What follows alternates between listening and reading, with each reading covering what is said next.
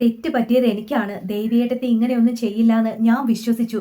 പക്ഷേ സംഭവിച്ചതൊക്കെ മറ്റൊന്നാണ് അമ്മേ എന്നൊക്കെ പറഞ്ഞ് മീനു ഗോമതിയോടും ബാലനോടൊക്കെ ആ ഒരു കാര്യം പറയാൻ പോവാണ് കേട്ടോ. അപ്പൊ അതൊക്കെ സംഭവിക്കുന്നതിന് മുമ്പ് ഇപ്പൊ സാന്ത്വനം സീരിയലില് വിവരം അറിഞ്ഞ് മീനു ഓഫീസിൽ നിന്ന് സ്റ്റേഷനിലേക്ക് ഓടിയെത്തുകയാണ് കേട്ടോ. എന്നിട്ട് അവിടെ വന്ന ശേഷം വീണ്ടും വീണ്ടും മീനു എന്താ പറഞ്ഞുകൊണ്ടിരിക്കുന്നതെന്ന് വെച്ചാൽ ഇതൊന്നും ദേവിയേട്ടത്തിയുടെ അറിവോടുകൂടി ആയിരിക്കില്ല. ഈ ശ്രീകലാന്റിയും ഉദയഭാനു അങ്കിളും ചേർന്ന് ദേവിയേട്ടത്തി അറിയാതെ ഒപ്പിക്കുന്ന പണിയാണിത്. അല്ലാതെ ദേവിയേട്ടത്തെ അറിഞ്ഞുകൊണ്ട് ഒരിക്കലും ഇങ്ങനെയുള്ള കാര്യങ്ങൾക്ക് കൂട്ടു നിൽക്കില്ല. എനിക്ക് നന്നായിട്ട് അറിയാം ദേവിയേട്ടത്തിയെ, ഞങ്ങളൊക്കെ ഒരു മനസ്സായിട്ട് ജീവിച്ചവരാണ് എന്നൊക്കെ പറയുന്നുണ്ട്. അപ്പോഴും ആനന്ദ് ഇങ്ങനെ പറയുന്നുണ്ട് കേട്ടോ, അതൊന്നും ആയിരിക്കില്ല, അവൾ ചെയ്യും, അവൾ ഇതും ചെയ്യും, ഇതിൽ കൂടുതൽ ചെയ്യും, അങ്ങനെയുള്ളവളാണ് അവള്, അവളെ കുറിച്ച് ഇപ്പോഴും നിങ്ങൾക്ക് ആർക്കും ശരിക്കും അറിയില്ല എന്നൊക്കെ പറയുന്നുണ്ട്. മീനു വിശ്വസിക്കുന്നില്ല കേട്ടോ.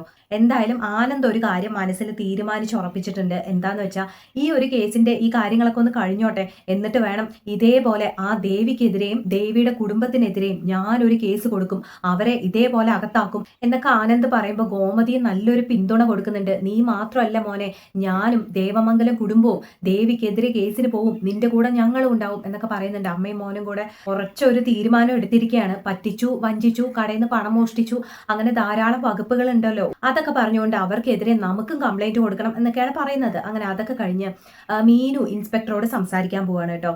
എനിക്കും മിത്രയ്ക്കും ഈ പറഞ്ഞ പോലെയുള്ള അനുഭവങ്ങളൊന്നും ഉണ്ടായിട്ടില്ല. പിന്നെ ദേവിയേട്ടത്തിക്ക് മാത്രമായിട്ട് എങ്ങനെയാ ഈ പീഡനങ്ങളും ഇങ്ങനത്തെ അനുഭവങ്ങളൊക്കെ ഉണ്ടാവുന്നത് എന്ന് ചോദിക്കുമ്പോൾ ഇൻസ്പെക്ടർ പറയാണ്, ഇയാൾക്ക് ഗവൺമെന്റ് ജോലിയുണ്ട്, കൃത്യമായിട്ടുള്ള ശമ്പളമുണ്ട്, മിത്ര ഒരു വലിയ വീട്ടിലെ കുട്ടിയാണ്, ഒരു ബിസിനസ്സുകാരന്റെ മകളാണ്.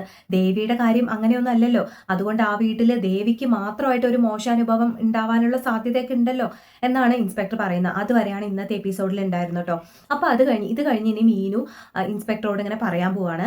ഈ നടന്ന കാര്യങ്ങളെല്ലാം പറയാണ് കേട്ടോ. ദേവി കുറെ കള്ളം പറഞ്ഞതും അവസാനം അതൊക്കെ പുറത്ത് വന്നതും ദേവിയെ സ്വന്തം വീട്ടിലേക്ക് പറഞ്ഞു വിട്ടതും അതിന്റെ പിന്നാലെ ആനന്ദ് ദേവിക്ക് ഡിവോഴ്സ് നോട്ടീസ് അയച്ചത് വരെയുള്ള കാര്യങ്ങളെല്ലാം മീനു ഇൻസ്പെക്ടറോട് പറയുന്നുണ്ട്. എന്നിട്ട് പറയാണ്, ഈ ഡിവോഴ്സ് നോട്ടീസ് കിട്ടിയതിന്റെ ദേഷ്യത്തില് ദേവിയേട്ടത്തെ അറിയാതെ ഈ ഉദയഭാനു അങ്കിളും ശ്രീകലാന്റിയും ഇവിടെ വന്ന് തന്ന കംപ്ലൈന്റ് ആണ് മാഡം ഇത്.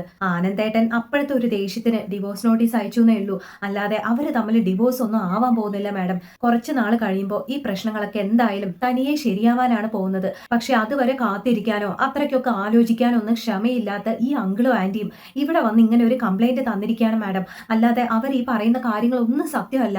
അതൊക്കെ ദേവിയേട്ടത്തിക്കും അറിയാം മാഡം. ദേവിയേട്ടത്തി അറിഞ്ഞുകൊണ്ടായിരിക്കില്ല അവരിവിടെ വന്ന് പരാതി തന്നത്. ദേവിയേട്ടത്തിയോട് നേരിട്ട് ചോദിച്ചാൽ മാഡത്തിന് കാര്യങ്ങളൊക്കെ മനസ്സിലാവും എന്നൊക്കെ പറയുമ്പോൾ ഇൻസ്പെക്ടർ മീനുവിനോട് പറയാണ്, മീനാക്ഷി ഇതുവരെ പറഞ്ഞതൊക്കെ ഓക്കെ, പക്ഷെ ഇപ്പോ അവസാനം പറഞ്ഞത് അത് മാത്രം അങ്ങനെയല്ല, ദേവിയുടെ അറിവോടുകൂടിയല്ല ഇതൊക്കെ സംഭവിക്കുന്നതെന്ന് മീനാക്ഷിയോട് ആരാ പറഞ്ഞത്? ദേവി സ്വന്തം കൈകൊണ്ട് ഒപ്പിട്ട കംപ്ലൈന്റ് ആണ് ഉദയഭാനു ശ്രീകലയും ഇവിടെ വന്ന് തന്നത്. ഇതാ കണ്ടോ എന്ന് പറഞ്ഞ് ആ കംപ്ലൈന്റ് ഒക്കെ കാണിച്ചു കൊടുക്കുമ്പോൾ മീനു ശരിക്കും ഞെട്ടുകയാണ് കേട്ടോ. അപ്പൊ ഇൻസ്പെക്ടർ പറയാ, ഒരു പെൺകുട്ടി ആ പെൺകുട്ടിക്ക് നടന്ന അനീതികളൊക്കെ പറഞ്ഞുകൊണ്ട് അതിനെതിരെ ഒരു കംപ്ലൈന്റ് തരുമ്പോൾ മീനാക്ഷി പറഞ്ഞത് വിശ്വസിച്ചിട്ട് കേസ് എടുക്കാതിരിക്കാനൊന്നും എനിക്ക് പറ്റില്ല, ഞാൻ കേസുമായിട്ട് മുന്നോട്ട് പോകും എന്ന് പറയുമ്പോൾ മീനു വീണ്ടും പറയാണ്, അല്ല മാഡം, ഞാൻ പറഞ്ഞത് മാഡം വിശ്വസിക്കണ്ട, പക്ഷെ ഒരു കംപ്ലൈന്റ് കിട്ടിക്കഴിഞ്ഞാൽ അത് സത്യമാണോ എന്ന് അന്വേഷിച്ചറിയേണ്ട ബാധ്യത അത് പോലീസിനുണ്ടല്ലോ. മാഡം ഇപ്പോഴെങ്കിലും വിശദമായിട്ട് ഇതിനെക്കുറിച്ചൊക്കെ അന്വേഷിച്ചേ പറ്റൂ. ദേവിയേട്ടത്തെ പുറത്താക്കിയ അന്നത്തെ ദിവസം ശ്രീകലാന്റി ഞങ്ങളുടെ വീടിന്റെ മുമ്പിൽ നിന്നുകൊണ്ട് ബഹളം വെച്ചത് ആ നാട്ടുകാരെ മുഴുവൻ കേട്ടതാണ് മാഡം. മാഡം അന്വേഷിക്കണം, ഞങ്ങളുടെ വീടിന്റെ പരിസരത്തും അതേപോലെ ദേവിയേട്ടത്തിയുടെ വീടിന്റെ പരിസരത്തും ഞങ്ങൾ ആരാണ്, എങ്ങനെയുള്ള ആൾക്കാരാണ്, അതേപോലെ ദേവിയേട്ടത്തിയുടെ വീട്ടുകാർ ആരാണ്, അവരെങ്ങനെയുള്ള കുടുംബമാണ് എന്നുള്ളതെല്ലാം അന്വേഷിക്കണം. അപ്പൊ മാഡത്തിന് കാര്യങ്ങളൊക്കെ ബോധ്യമാകും. ഞങ്ങളുടെ വീട് അങ്ങനെ ഒരു കുടുംബം അല്ല മാഡം. ദേവിയേട്ടത്തിയുടെയും ആനന്ദേട്ടന്റെയും ഒരു അറേഞ്ച്ഡ് മാരേജ് ആയിരുന്നു. അതേപോലെയല്ല ഞാനും മിത്രയും, ഞങ്ങൾ രണ്ടുപേരും ലവ് മാരേജ് ചെയ്ത് ഞങ്ങളുടെ വീട് ഉപേക്ഷിച്ച് പെട്ടെന്ന് ഒരു ദിവസം ദേവമംഗലത്തേക്ക് കയറി വന്നവരാണ്. അങ്ങനെ കയ്യിൽ ഒരു തരി സ്വർണം പോലും ഇല്ലാതെ കയറി വന്ന ഞങ്ങളെ നിറഞ്ഞ മനസ്സോടുകൂടി സ്വീകരിച്ചവരാണ് ഞങ്ങളുടെ അച്ഛനും അമ്മയും. അങ്ങനെയുള്ള അച്ഛനും അമ്മയും എങ്ങനെയാ ദേവിയേട്ടത്തിയോട് മാത്രം സ്ത്രീധനം ചോദിക്കുന്നതും അവരെ പീഡിപ്പിക്കുന്നതൊക്കെ? സ്ത്രീധനം എന്നുള്ള വാക്ക് പോലും ഞങ്ങളുടെ അച്ഛനോ അമ്മയോ ഇതുവരെ പറഞ്ഞ് ഞങ്ങൾ കേട്ടിട്ടേ ഇല്ല.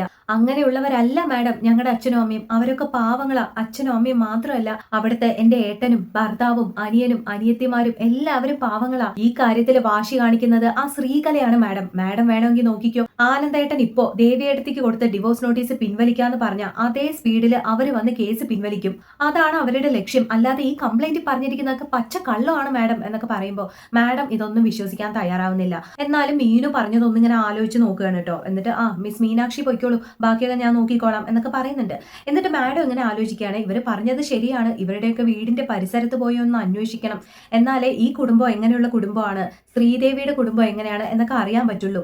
അപ്പൊ അതുകൊണ്ട് ഈ ഇൻസ്പെക്ടർ ഒരു ടീമിനെ വിടുകയാണ് കേട്ടോ അന്വേഷിക്കാൻ. അതിന്റെ കൂടെ തന്നെ നമ്മുടെ അനന്തനും നന്ദിതയ്ക്കും ആണെങ്കിൽ ഈ ഗോമതിയും മിത്രയൊക്കെ ജയിലിൽ കിടക്കുന്നത് കണ്ടിട്ട് സഹിക്കാൻ പറ്റുന്നില്ല. അങ്ങനെ എങ്ങനെയെങ്കിലും അവരെ അവിടുന്ന് രക്ഷിച്ചു കൊണ്ടുവരണം എന്നൊക്കെ ആലോചിക്കുമ്പോൾ അച്യുതൻ ഒരു വിധത്തിലും അടുക്കുന്നില്ല.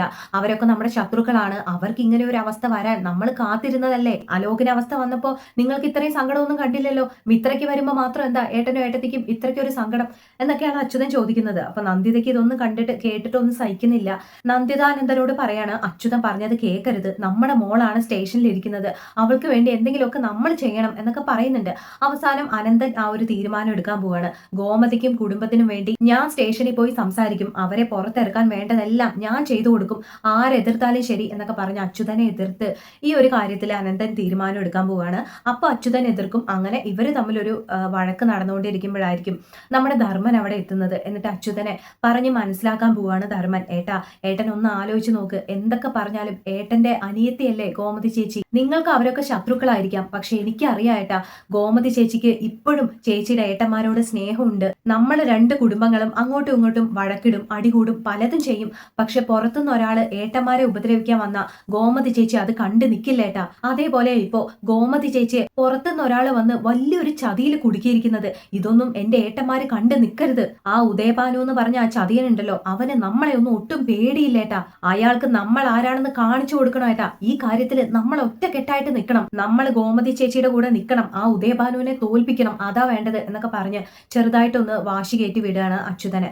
അങ്ങനെ അവസാനം അച്യുതൻ തീരുമാനിക്കുകയാണ്, ശരി ധർമ്മൻ പറഞ്ഞതാ ശരി, ഈ കാര്യത്തിൽ ഗോമതിയുടെ കൂടെ നമ്മൾ നിൽക്കണം എന്നൊക്കെ പറഞ്ഞ് ഇവര് 3 പേരും കൂടെ ഗോമതിയെ രക്ഷിക്കാൻ പോവുകയാണ് കേട്ടോ. അതായത് അനന്തനും അച്യുതനും ധർമ്മനും. അപ്പൊ അതിന്റെ കൂടെ തന്നെ നമ്മുടെ ശ്രീകലയും ഉദയഭാനുവും പോലീസ് സ്റ്റേഷനിലേക്ക് വരും. അവരെ വിളിപ്പിച്ചിട്ടുണ്ടല്ലോ. അങ്ങനെ അവിടെ വന്ന് ഈ കാര്യങ്ങളൊക്കെ വീണ്ടും അവർ റിപ്പീറ്റ് ചെയ്ത് പറയാണ് ദേവമംഗലത്തുകാരുടെ മുമ്പിൽ വെച്ച്. ഇവരൊക്കെ സ്ത്രീധനം ചോദിച്ചു, ഇവരെല്ലാവരും കൂടെ ചേർന്ന് എൻ്റെ മോളെ പീഡിപ്പിച്ചു, പട്ടിണിക്കിട്ടു, അപമാനിച്ചു എന്നൊക്കെ പറയുന്നുണ്ട്. എല്ലാവരും ഇങ്ങനെ ഷോക്കായിട്ട് നിൽക്കുകയാണ് കേട്ടോ കേട്ടിട്ട്. ബാലനും ഗോമതിയും ഒക്കെ എല്ലാം പച്ച കള്ളമാണെന്നൊക്കെ ഇവർ പറയുന്നുണ്ട്. പക്ഷെ ശ്രീകല ഉദയഭാനും ഓരോരോ കാര്യങ്ങളായിട്ട് ഇങ്ങനെ എടുത്തിടുകയാണ്. ഇവരുടെ പീഡനം കാരണമാണ് എൻ്റെ മോൾക്ക് അബോർഷൻ ആയത് എന്ന് പറയുമ്പോൾ ഇവർക്ക് എന്താ തിരിച്ച് പറയേണ്ടതെന്ന് അറിയാത്ത അവസ്ഥയാണ് കേട്ടോ.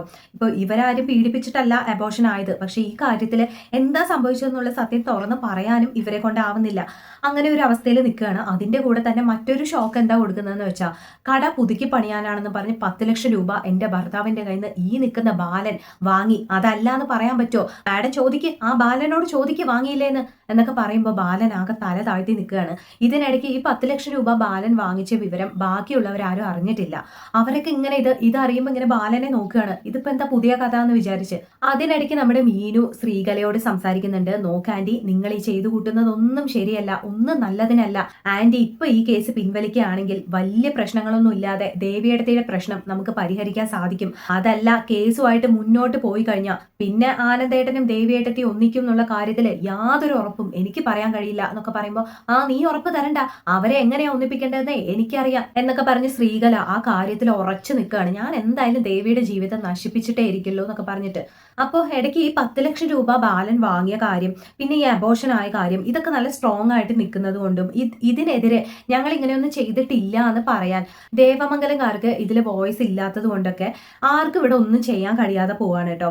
ഇനിയിപ്പോ ജയിലിന്റെ കാര്യങ്ങളൊക്കെ കഴിഞ്ഞിട്ടായിരിക്കും ദേവി ഈ കാര്യങ്ങളൊക്കെ അറിയാൻ പോകുന്നല്ലേ. അപ്പൊ അതൊക്കെ നമുക്ക് കാത്തിരുന്ന് കാണാം. Thank you, by.